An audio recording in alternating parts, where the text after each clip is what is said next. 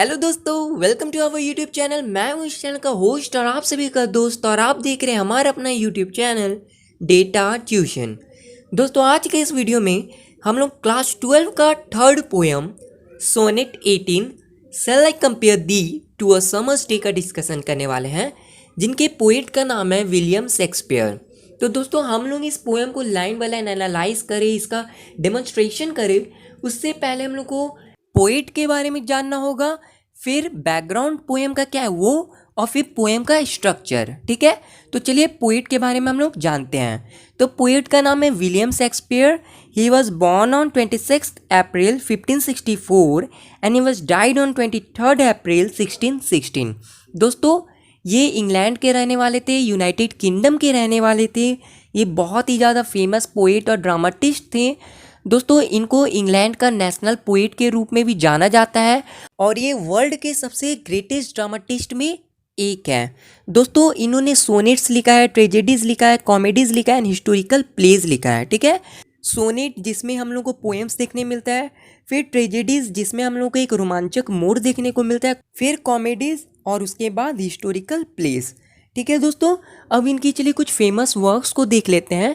तो उनमें मैकबेथ है, मिडसमर नाइट्स ड्रीम है, वेनस है, एडोनिस है, और बहुत सारे हैं। ठीक है, तो चलिए दोस्तों, अब इस पोएम का बैकग्राउंड को देख लेते हैं। और जब विलियम शेक्सपियर ने इस पोएम को लिखा तो उस समय क्या क्या हुआ, जो कि आपको यकीन नहीं होगा जब मैं आपको बताऊंगा तो, पर जो भी मैं कहूँगा वो बिल्कुल रियल होने वाली है। तो विलियम शेक्सपियर जब ये पोएम लिखे थे अपना सोनेट 18, उससे पहले इन्होंने बहुत सारी पोएम्स और ड्रामा लिखे थे।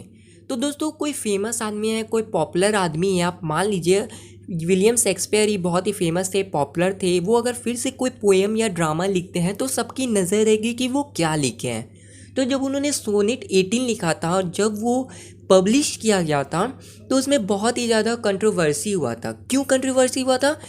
यहाँ पे ये डिसाइड नहीं हो पा रहा था कि विलियम शेक्सपियर ने इस पोएम को किसके लिए लिखा है।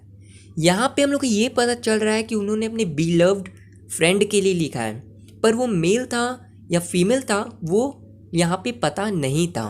पर बहुत ही ज़्यादा रिसर्च जब किया गया तब उससे ये पता चला कि ये जो पोएम है वो किसी मेल पर्सन के लिए लिखा गया है। जब आपने ये बात सुना होगा कि किसी मेल के लिए पोएम लिखा गया, कोई मेल ही लिखता है, तो बड़ा अजीब लगेगा।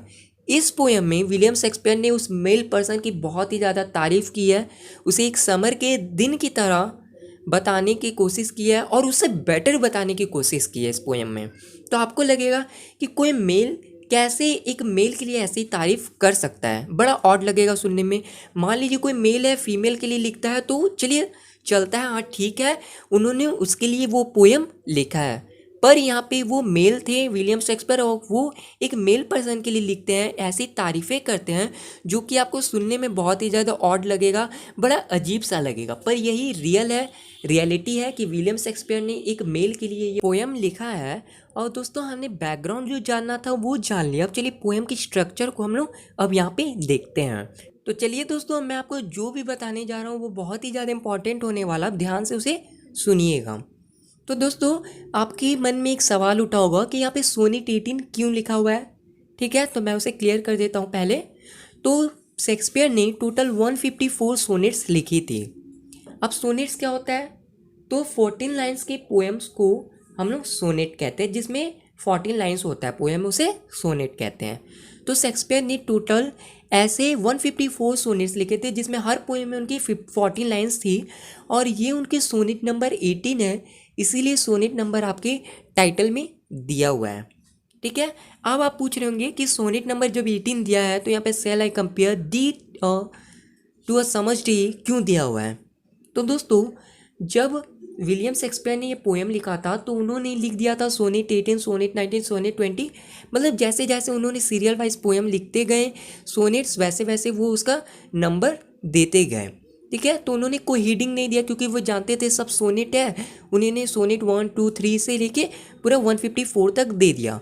जब ये पब्लिश्ड हुआ उनका सोनेट्स, तो क्या हुआ, बहुत सारे जितने उनके फॉलोवर थे उन्होंने पढ़ा, जितने पोएट्स या अदर पोएट्स उन्होंने पढ़ा। तो क्या हुआ, उन्होंने पढ़ा और देखा कि इस पोएम का फर्स्ट लाइन जो है वो बहुत ही अच्छा तरीक़ा से डेकोरेटेड है, बहुत ही अच्छी तरीक़ा से लिखा गया है। तो उन्होंने इस पोएम का टाइटल जो है इस पोएम का फर्स्ट लाइन को ही बना दिया। तो ऐसा बहुत बार होता है बहुत पोएम में कि आप देखेंगे कि जो पोएम का फर्स्ट लाइन है वही उस पोएम का टाइटल भी है। तो सेम यहाँ पे भी वही चीज़ हुआ है।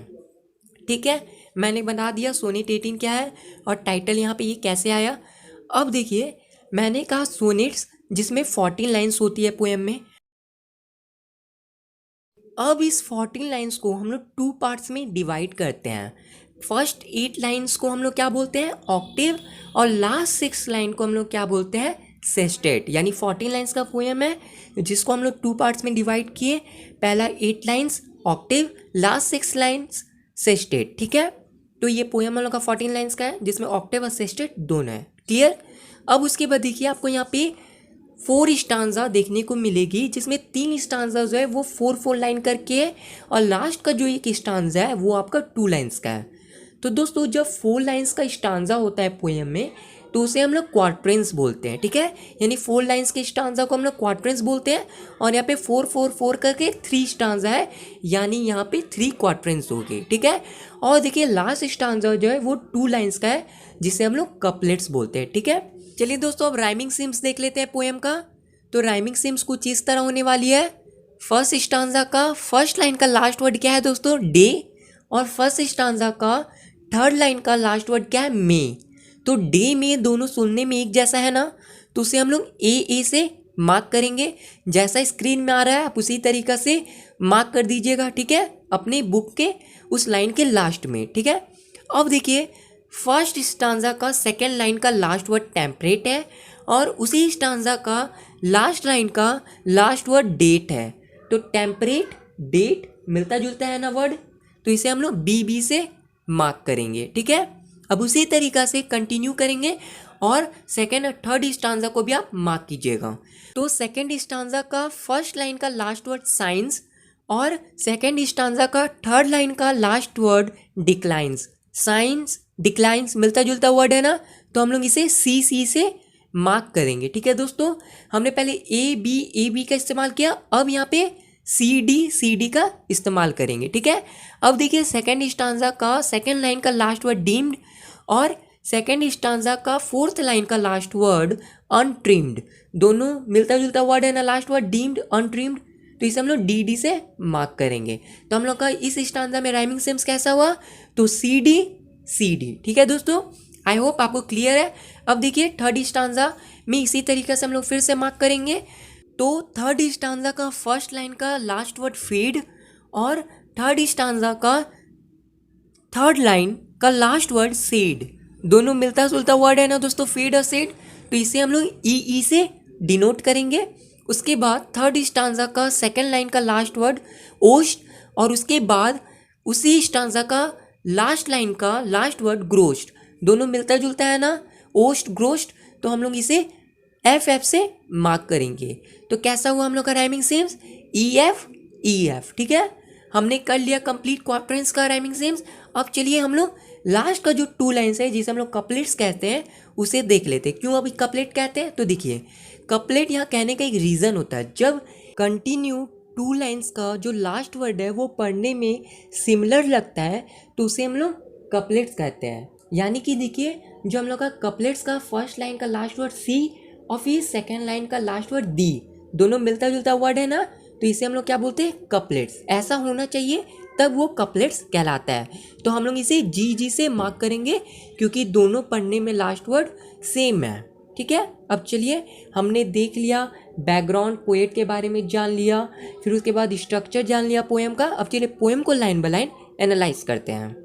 और हाँ दोस्तों, हम लोग पोएम को स्टार्ट करें उससे पहले मैं आपको बताना चाहता हूँ कि हमारे एक फेसबुक पेज है जिसका लिंक नीचे डिस्क्रिप्शन बॉक्स में दिया हुआ है। आप जाएं और उस फेसबुक पेज को लाइक करें क्योंकि हम वीडियो से रिलेटेड हर इन्फॉर्मेशन उस फेसबुक पेज पर रेगुलरली अपलोड करते रहते हैं। तो चलिए पोएम को स्टार्ट करते हैं। Shall I compare thee to a summer's day. दोस्तों आप सोच रहे होंगे कि यहाँ पे सेल का इस्तेमाल क्यों किया गया है, इसकी जगह वुड, मे, कैन का इस्तेमाल विलियम शेक्सपियर ने क्यों नहीं किया। तो दोस्तों एक रीज़न है यहाँ पे।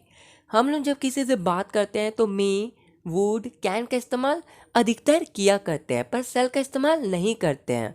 जब हमें किसी पर्सन को बहुत ही ज़्यादा रिस्पेक्ट देना होता है तब उस जगह पे हम लोग सेल का इस्तेमाल अधिकतर किया करते हैं ताकि उस पर्सन को हम लोग रिस्पेक्ट दे सके। और दी का मतलब होता है दोस्तों यू, ठीक है। तो चलिए अब हम लोग इस लाइन को पूरा समझते हैं। Shall I compare you to a summer's day. यहाँ पे विलियम शेक्सपियर कहते हैं, क्या मैं आपको एक गर्मी के दिन के साथ आपकी तुलना कर सकता हूँ। तो दोस्तों वहाँ पे विलियम शेक्सपियर अपने बिलव फ्रेंड को एक गर्मी के दिन के साथ तुलना क्यों करते हैं, आपके मन में ये डाउट होगा।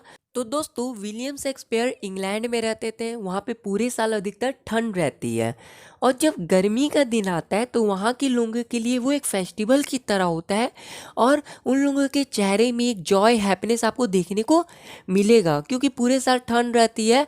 और जब गर्मी का दिन आता है तो वो अपने पूरे फैमिली के साथ घूमने जाते हैं, बाहर बीच पे जाते हैं इंजॉय करने के लिए, जो कि उन लोगों को बहुत ही ज़्यादा खुशी देता है। और उन लोगों के लिए जो समर का डे है एक ग्रैंड फेस्टिवल की तरह है, एक ग्रैंड थिंग की तरह है। इसीलिए विलियम शेक्सपियर अपने फ्रेंड को भी ग्रैंड समझते हैं, इसीलिए वो समर्स डे के साथ उनकी तुलना करना चाहते हैं।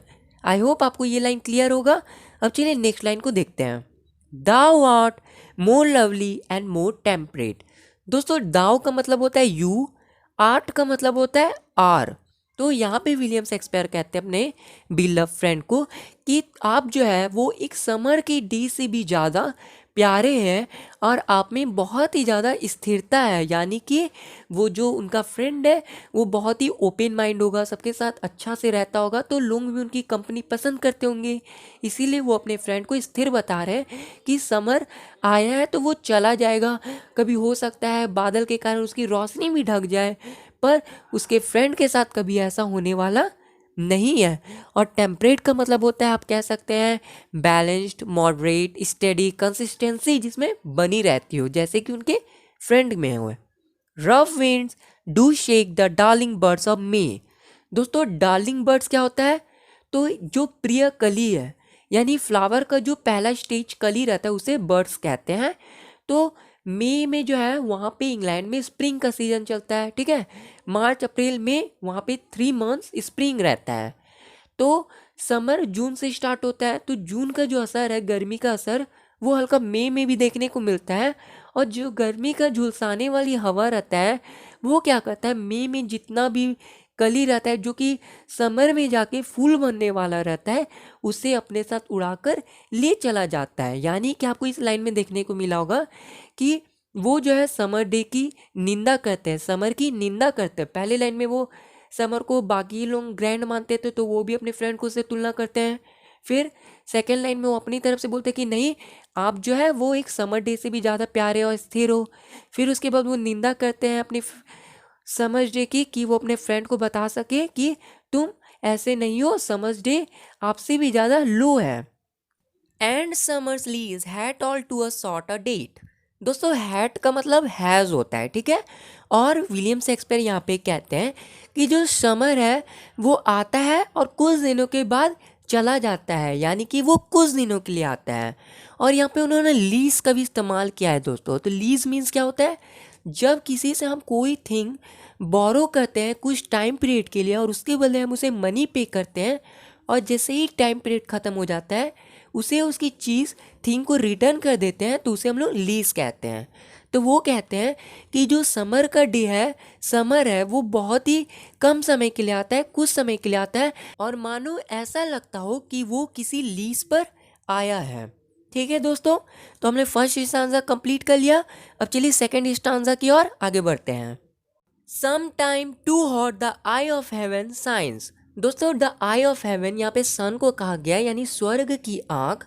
और विलियम शेक्सपियर कह रहे हैं कि वो स्वर्ग की जो आँख है यानी सन वो भी कभी कभी बहुत ही तेज़ी से चमकता है और बहुत ही ज़्यादा हीट सबको प्रोवाइड करता है।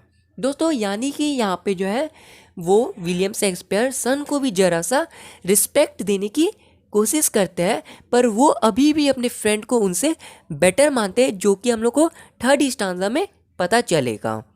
And often is his gold complexion deemed.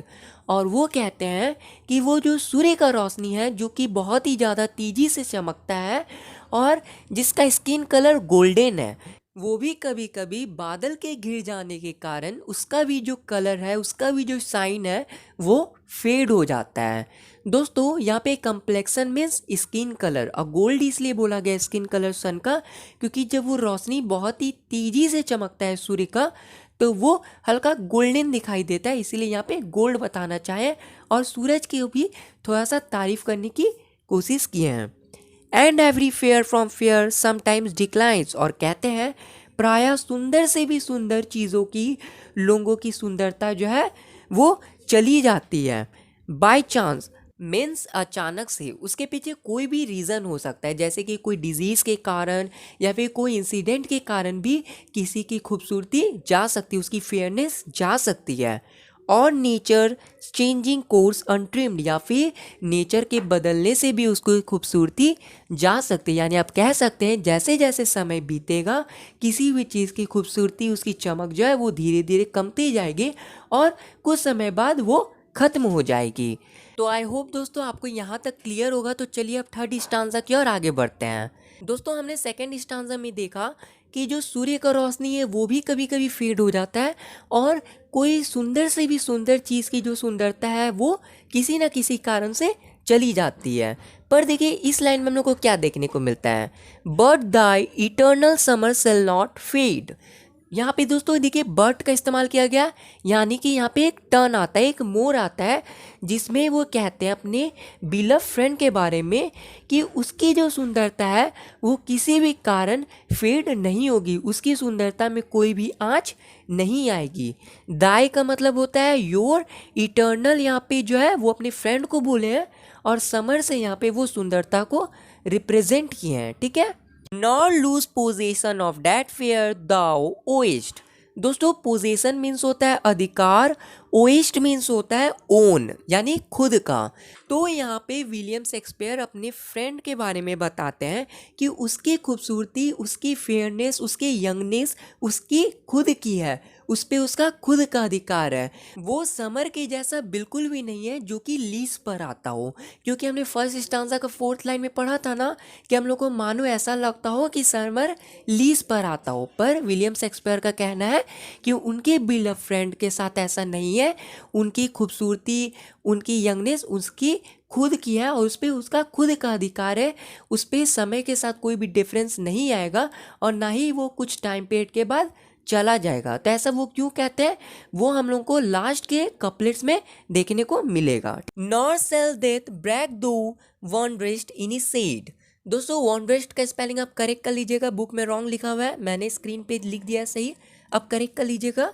Thou means होता है यू और ब्रैग मीन्स का होता है किसी भी चीज़ को बढ़ा चढ़ा कर कहना। तो देखिए यहाँ पे इस लाइन में क्या कहा गया है कि जब किसी चीज़ का जन्म होता है तो उसकी मृत्यु अवश्य होती है ना।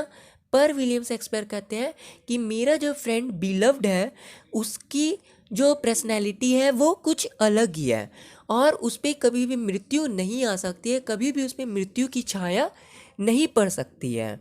When in eternal lines to time thou grow'st. यहाँ पे इटर्नल मीन्स यहाँ पे विलियम शेक्सपियर अपने पोएम के बारे में कह रहे हैं, लाइन्स मीन्स अपने पोएम के लाइन के बारे में कह रहे हैं। दाउ मीन्स योर।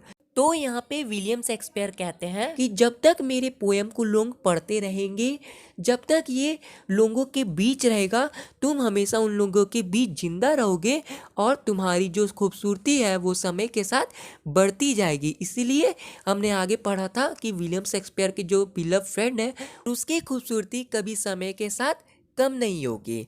तो आई होप दोस्तों आपको ये स्टांजा क्लियर हो गया होगा।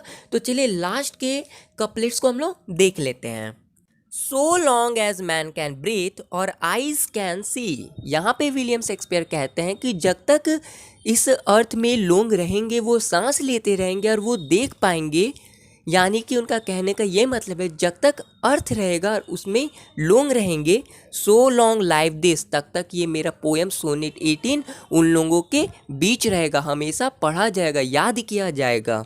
And this gives life to thee, और ये पोएम मेरे फ्रेंड को हर लोगों के बीच जिंदा रखने का एक माध्यम बनेगा जो कि मेरे फ्रेंड को हमेशा जिंदा रखेगा। दोस्तों आप एक चीज़ गौर कीजिए, विलियम शेक्सपियर इंग्लैंड के रहने वाले थे, हम लोग इंडियंस हैं, फिर भी हम लोग पढ़ रहे हैं ना उनकी सोनेट 18। उनकी पोएम्स को पढ़ रहे, उनके फ्रेंड के बारे में जान रहे कि वो अपने फ्रेंड से कितना ज़्यादा प्यार करते थे और उनके बारे में ये पोएम ही लिख डाला। तो इसी तरीक़ा से अदर कंट्री के भी लोग इसे पढ़ते होंगे। जितने भी हायर स्टूडेंट्स है, हायर स्कूल के हायर स्टूडेंट्स है, सभी के सिलेबस में अधिकतर ये दिया जाता है सोनेट 18 को, ताकि वो पढ़ सके। तो चाहे वो अमेरिका हो, ब्राज़ील हो, रसिया हो, चाहे कोई भी कंट्री हो, वहाँ पे विलियम शेक्सपियर के सोनेट 18 को पढ़ा जाएगा, जिसके थ्रू उनका फ्रेंड हमेशा विलियम शेक्सपियर के सोनेट के थ्रू हमेशा सभी लोगों के बीच जिंदा रहेगा। ठीक है दोस्तों, तो आई होप आपको क्लियर होगा ये पोएम, आपको कोई भी डाउट्स नहीं होगी। फिर भी दोस्तों, अगर आपको इस पोएम से रिलेटेड या हमारे पास्ट की वीडियो से रिलेटेड कोई भी डाउट्स हो तो आप नीचे कमेंट बॉक्स में हमें ज़रूर कमेंट कीजिएगा, हम उसका रिप्लाई आपको ज़रूर देंगे। और हाँ दोस्तों, अगर आपको हमारे समझाने का तरीका अच्छा लगा हो, आपको ये वीडियो पसंद आया हो, तो प्लीज़ वीडियो को एक लाइक ज़रूर दीजिएगा, और चैनल पे नए आए हैं तो चैनल को ज़रूर सब्सक्राइब कीजिएगा। और हाँ दोस्तों, हम रोज़ाना आपके लिए इसी तरह नई नई वीडियो लाते रहते हैं, तो आप चैनल सब्सक्राइब करने के बाद बेल आइकन जरूर क्लिक कीजिएगा, जिससे हमारी जितनी भी अपकमिंग वीडियोस की नोटिफिकेशन है वो आप तक सबसे पहले आती रहे। और हाँ दोस्तों, आपको वीडियो कैसा लगा आप ये भी नीचे कमेंट बॉक्स में ज़रूर कमेंट कीजिएगा, और इस वीडियो को ज़्यादा से ज़्यादा अपने दोस्तों के साथ शेयर कीजिए जिन्हें इन वीडियो की ज़रूरत है। तो आज के लिए इतना ही दोस्तों, फिर मिलते हैं आपसे अगले नेक्स्ट नई वीडियो में। तब तक के लिए स्टे ट्यून, स्टडी हार्ड। जय हिंद, वंदे मातरम।